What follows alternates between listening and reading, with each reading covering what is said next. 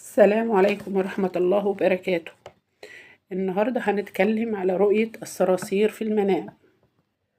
سبحان الله، جميع الرؤى فيها خير وشر وفيها محمود وغير محمود إلا رؤى الصراصير، فإنها جميعها غير محمود إلا في حالة واحدة، إذا شفتهم أنت بتموتهم أو في مبيد حشري بتموتهم بيه أو شفتهم ميتين.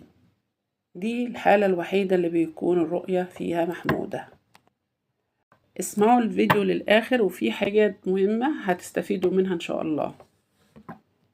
تفسير رؤية الصرصار الكبير في المنام ده بيدل على الحسد والحاقدين، وكتير حواليك يعني من الحاسدين والحاقدين، وفي مشاكل في حياتك. أما خروج الصراصير من البلاعة فدي معناه إيه؟ أذى أو سحر أنت مصاب به.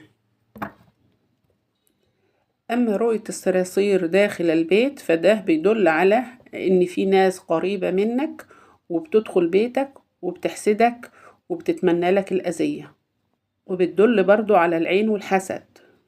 أما هجوم الصراصير عليك فده معناه مشاكل وصعوبات في حياتك.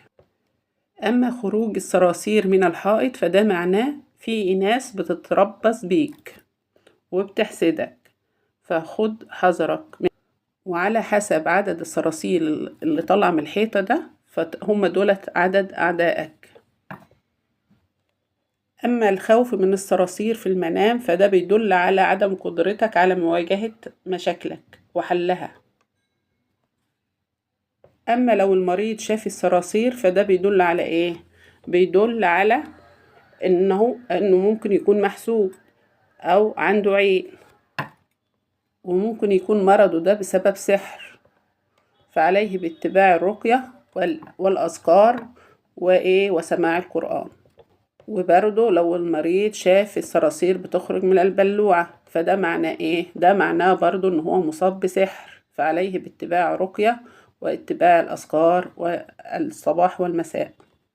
وكمان يا حبايبي رؤية الصرصار الكبير في المنام ده معناه إنسان مخادع ومكار ومنافق قريب منك، فاحذر منه. أما لون الصرصار فلو كان لون الصرصار أبيض فده إنسان مكار ومخادع ومنافق قريب منك. لو كان لون الصرصار أسود فده معناه إنسان حاسد ومكار قريب منك. أما رؤية الصراصير الميتة ثم عادت للحياة هي بتدل على تجديد الهموم والمشاكل التي كنت تعاني منها. رؤية الصراصير على الجسد فده عين وحسد. أما أكل الصراصير فده بيدل على مرض أو فقر أو كسر الديون. أما رؤية الصرصار في الفم فده بيدل على عدم اتخاذك القرار السليم. أما الرؤية المحمودة في رؤية الصراصير إذا شفت نفسك بتموت الصراصير، وإذا شفت نفسك معاك مبيد حشري وبتموت به الصراصير، وإذا شفت الصراصير شفتهم ميتين، فديت رؤية محمودة وبتدل على إنك تتبع رقية شرعية.